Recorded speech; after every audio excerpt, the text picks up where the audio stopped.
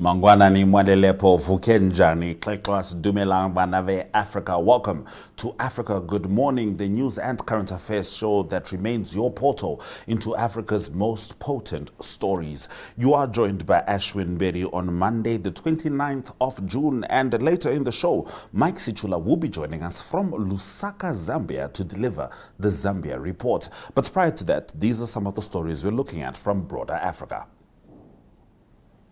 Uganda military orders closure of leading independent media outlets. DR Congo files international court case against Rwanda over conflict. Burkina Faso ends diplomatic relations with France. Thousands rush to leave South Africa ahead of anti-immigrant protests. And yes, we know Bafana just got knocked out by Canada, but we are still celebrating a record 9 African nations reaching the World Cup knockout stage.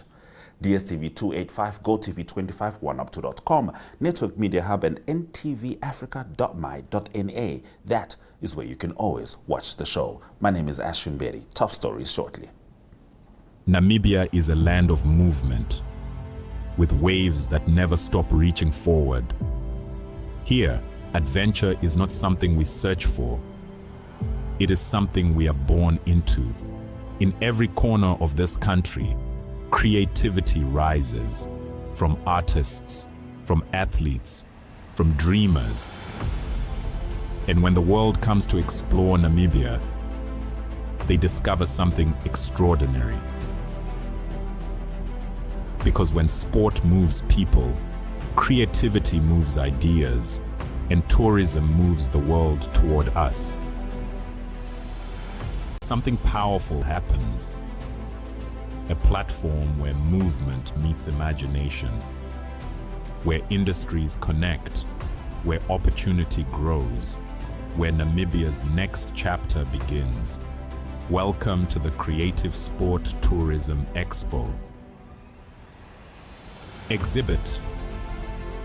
Partner, experience, creative sport tourism.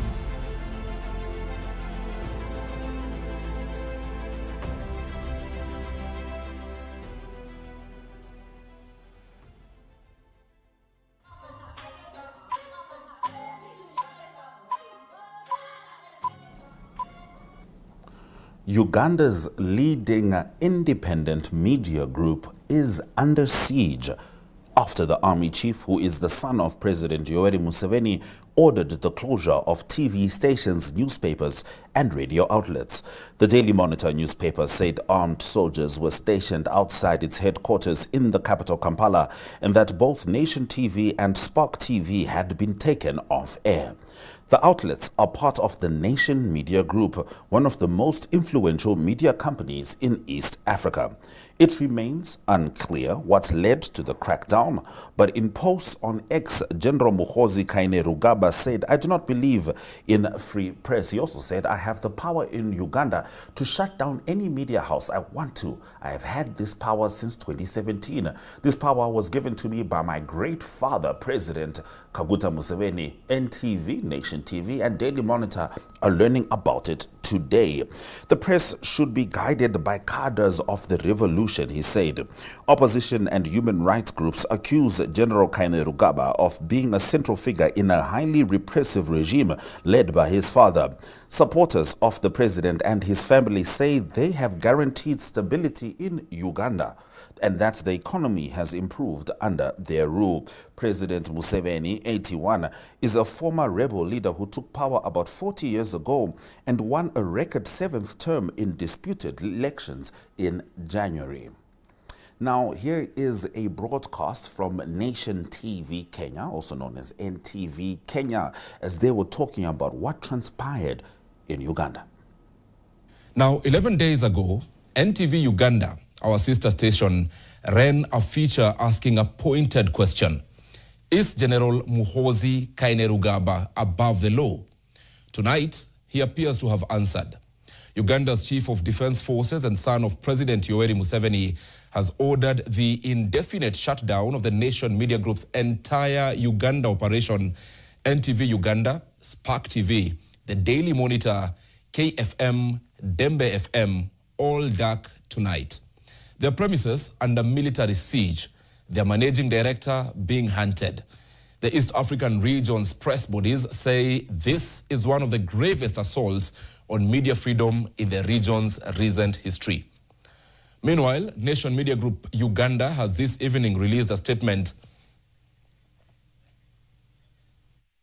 NTV Weekend Edition this Saturday. This was the last live news broadcast from NTV Uganda on Saturday evening. Just after midnight, soldiers moved on the Nation Media Group headquarters in Namuwongo, Kampala.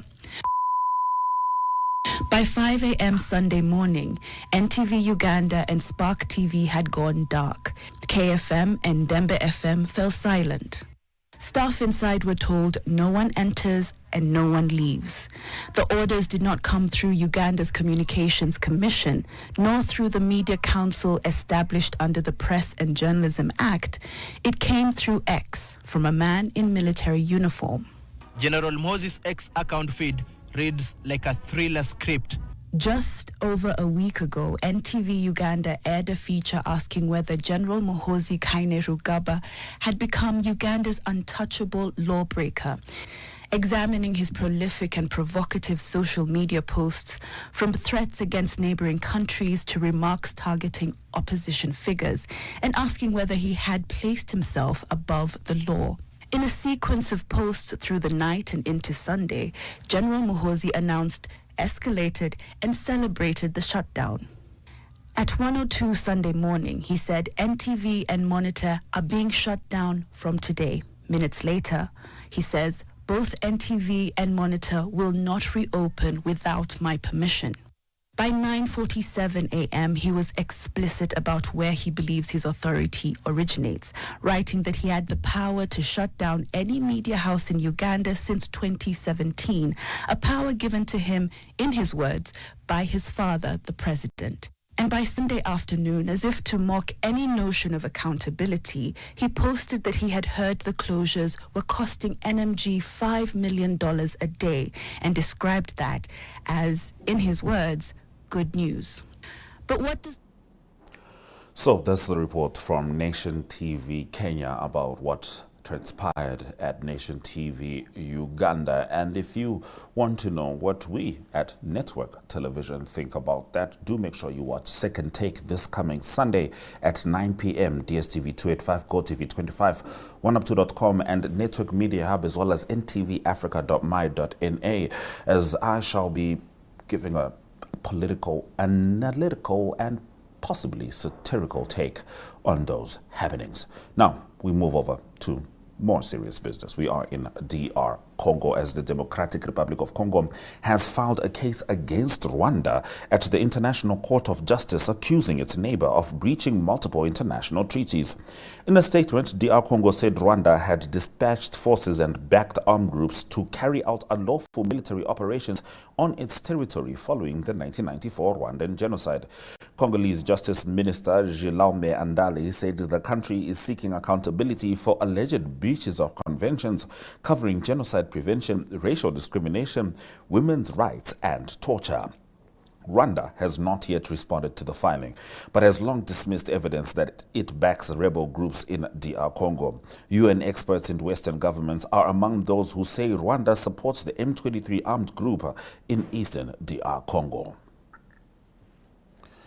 Burkina Faso's military junta has broken off ties with France, accusing Paris of persistently acting against its national interests. Relations between Burkina Faso and its former colonial ruler worsened after Captain Ibrahim Traoré seized power in a coup in 2022 and pursued largely anti-Western policies. In a televised statement, Communications Minister Ping Duende Gilbert Ouedraogo said France was guilty of ceaseless activism against his country and accused it of neo-colonial ambitions. The French Foreign Ministry described the decision as hostile and unfounded and said it illustrated the troubling drift by the Burkinabe government. France also urged its nationals in the country to exercise heightened vigilance. Soon after taking power, Captain Traoré expelled French troops and his government accuse France of having a secret agenda while pivoting towards China and Russia. Now, thousands of Malawian citizens, migrants, queued for processing at a makeshift camp in Durban, while hundreds of Zimbabweans slept outside their consulate in Cape Town, hoping to leave South Africa before nationwide anti-immigrant protests tomorrow. Anti-immigrant groups have set June 30 as a deadline for undocumented migrants to leave.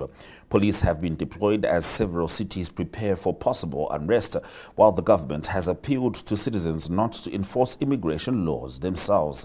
Acting KwaZulu-Natal Police Commissioner Phumelele Makoba urged marchers to respect the police, while President Cyril Ramaphosa said the security forces were ready.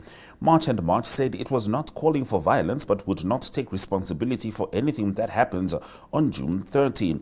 Mozambique, Malawi and Zimbabwe have been repatriating citizens by bus, although demand has exceeded capacity. Now, we know that the acting commissioner of police in South Africa did say that should any violence stem from these marches, the leaders of the movements March on March and Operation Dudula will be held liable, especially civilly. Now, we know that sadly South Africa bowed out of the World Cup last night due to a loss to Canada. However, we have to talk about the fact that African teams have made history, with 9 of the 10 African nations in the 2026 World Cup advancing to the knockout stage after the Democratic Republic of Congo defeated Uzbekistan 3-1 and Algeria drew 3-3 with Austria. Morocco, South Africa, Senegal, Ivory Coast, Ghana, Cape Verde, Egypt, Congo and Algeria have all reached the round of 32, with Tunisia the only African side eliminated. Morocco and South Africa were the first African teams to qualify, while South Africa advanced to the knockout stage for the first time in their history. Cape Verde finished second in Group H ahead of Uruguay and Saudi Arabia during their debut World Cup campaign. Forward Fiston Mayele described DR Congo's qualification as historic for the country after the team's first World Cup victory and first knockout appearance. All right, those have been our top stories on Africa Good Morning. We're going to have a look at the weather before Mike Sichula joins us from Zambia.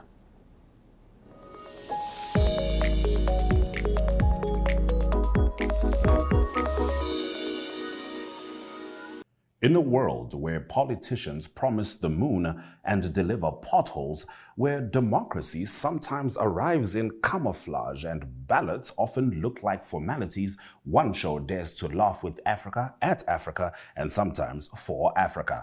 This is Second Take, your weekly dose of political satire with an African soul and a global edge. From coups disguised as press briefings to ministers moonwalking past accountability, we serve the real news with sharper writing. Each week we bring you the TikTok of the week, because sometimes the revolution is vertical, and the heartwarming moment of the week to remind us that not everything is burning. We also sit down with the bold, the brilliant, and the brave, voices that question power, stir thought, and spark laughter. Because when the headlines are wild, the leaders are louder, and the truth is lost in translation, we all need a second take.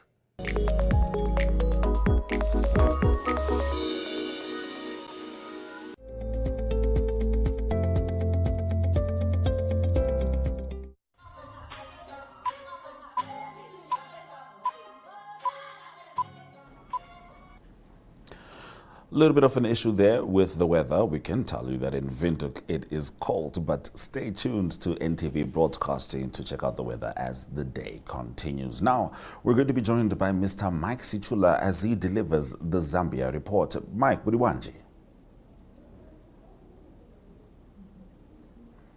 All right, it seems like we're having connectivity issues with Mr. Mike Sichula, but I will go ahead and get into his first story because it is a significant one. President Hakainde Hichilema has officially launched his election campaign. Now, this is ahead of Zambia's 13 August 2026 general elections, after the governing United Party for National Development unveiled its 2026 election team during a rally at Hero Stadium in Lusaka. Held under the theme Zambia Forward Together, the campaign launch outlined the party's vision of building on the current government's programs and development agenda. The UPND pledged to continue implementing free education and the Cash for Work program while accelerating growth in the mining sector, increasing agricultural production and creating jobs on a larger scale, particularly for young people. President Hichilema's campaign message centered on sustaining economic reforms and expanding opportunities across key sectors as the country heads towards the August polls. The launch officially signals the start of the president's re-election campaign, with the party positioning continuity, economic growth and youth empowerment as central pillars of its manifesto ahead of the nationwide vote. And you notice there, Yo Maps, the biggest music artist in Zambia, was at the president's rally, which is interesting because he formerly campaigned for Edgar Chagwa Lungu, Zambia's former president, who, as you know, will now be buried in South Africa after a year of court battles between the government and the family. Now, in the last of the stories from Zambia that we are going to be covering in the absence of Mr. Mike Sichula, weather experts have forecast El Nino conditions during Zambia's 2026-2027 farming season, raising concerns about the potential impact on agricultural production. In response, the Ministry of Agriculture has developed a comprehensive agriculture and food security cluster response framework aimed at strengthening the country's preparedness and protecting national food security. The framework is designed to coordinate government interventions and improve resilience against climate-related shocks affecting the agriculture sector. As part of its adaptation strategy, the ministry has also developed climate-smart crop varieties suited to Zambia's different agroecological regions to help farmers cope with changing weather patterns and improve productivity under challenging conditions. The measures form part of broader efforts to minimize the effects of anticipated dry conditions, support farming communities, and maintain stable food production during the coming agricultural season. All right, so we're going to go ahead and close off the show with more agriculture because we are swinging over to economic news in South Africa, where in a video posted on his X page, agricultural economist Wandile Sihlobo highlights South Africa's latest crop estimates, noting that the country is set to record its largest summer grain and oilseed harvest on record. Now, he says production estimates have been lifted consistently over the past months, supported by an expansion in the area under cultivation and high yields resulting from favorable La Nina summer rains. Referring to data released by the Crop Estimates Committee, Sihlobo states that South Africa's 2025 to 2026 summer grain and oilseed harvest is now estimated at 21.49 million tons. Okay, so just before we introduce to Mr. Wandile Sihlobo's video from his X page breaking down what we just introduced, we're going to go ahead and say goodbye on DSTV285 GOTV 25 oneup2.com, Network Media Hub, and NTVAFRIKA.MY.NA. Tomorrow, we will return with the Zimbabwe report, where we know that the CAB 3 bill, the Constitutional Amendment 3 bill, has been passed by Senate. From my understanding, it's just waiting for the president's signature. From me, Ashwin Mbere, and the Africa Good Morning team, we say Swedash Zakanaka, leaving you with Wandile Sihlobo's post from his X page on South Africa's grain and oilseed harvest. Folks, for months now, we've been writing about the excellent summer grain and oilseeds harvest that South Africa is expecting. And today, the 25th of June, 2026, the Crop Estimate Committee of South Africa just came out with a further upward revision. They now estimate that South Africa will likely have 21.5 million tons of grain and oilseeds. This is the largest grain harvest on record, and we see upward revision across all major grains: maize, soybean, sunflower seeds, sorghum, and the likes. And in fact, if you zoom into maize, which is the major staple grain in South Africa, we're expecting to have about 17.3 million tons of maize. As a country, we consume about 12 million tons of maize. So expectations of 17.3 million tons already tell you that we'll have enough for ourselves, for exports, and still start the new season with ample supplies. And we also have to keep in mind that this harvest is coming into season right now at the time where we also had large stocks from the previous season, because the previous season we were hoping that we would export large volumes of maize And in fact, the export forecast at the time, this is the season that ended in April of this year. We're expecting to export about 2.4 million tons, which was a conservative figure, but we ended up exporting only 2 million tons. So there are large carryover stocks. And on top of that, there is this 17.3 million tons of maize that we are expecting. Soybean is also a record crop. I'm looking at the data now. It's about 3 million tons of soybean that is expected this year. It's the largest soybean ever. And the key catalyst behind all of this is the expansion in area plantings, but also just favorable La Nina rainfall, and of course the farmers' efforts and the better seed cultivars that we are using. But the bottom point that we are receiving in all of this data is that South Africa is having its largest grain and oilseeds on record for the 2025-26 production season. We already see this adding downward pressure on prices. Again, if you look at maize prices, they are down by anywhere between 20 to 30%, depending on a day where you're looking at these prices. Soybean prices are down by anywhere between 10 to 15%. And our expectations is that for the next couple of weeks or months or so, you're likely going to see grain prices remaining under pressure because of these large supplies. And of course, in as far as the exports, we are now also starting to see new countries that have not been present, at least over the past season. They were present in the past. They are coming back now in the Far East markets, buying South African maize, the likes of Vietnam, South Korea, and the others.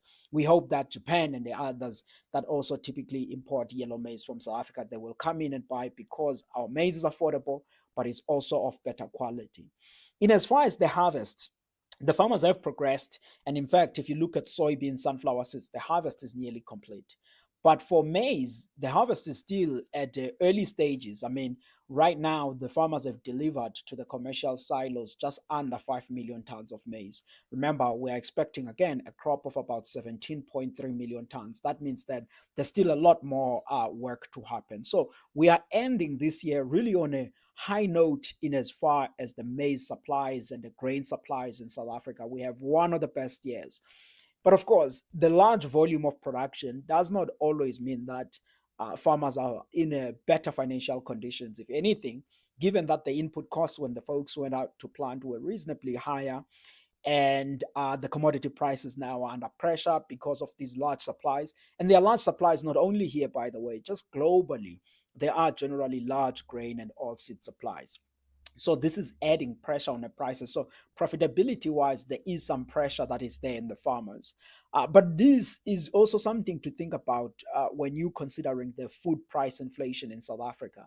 We've seen, for example, that if you look at the May figures of food price inflation in our country, they were at the lowest level in 17 months. I'm looking at the numbers now. In May, food price inflation in the country was at 1.6%. That's the rate at which food prices are increasing. Of course, it was not down only because of grain-related stuff.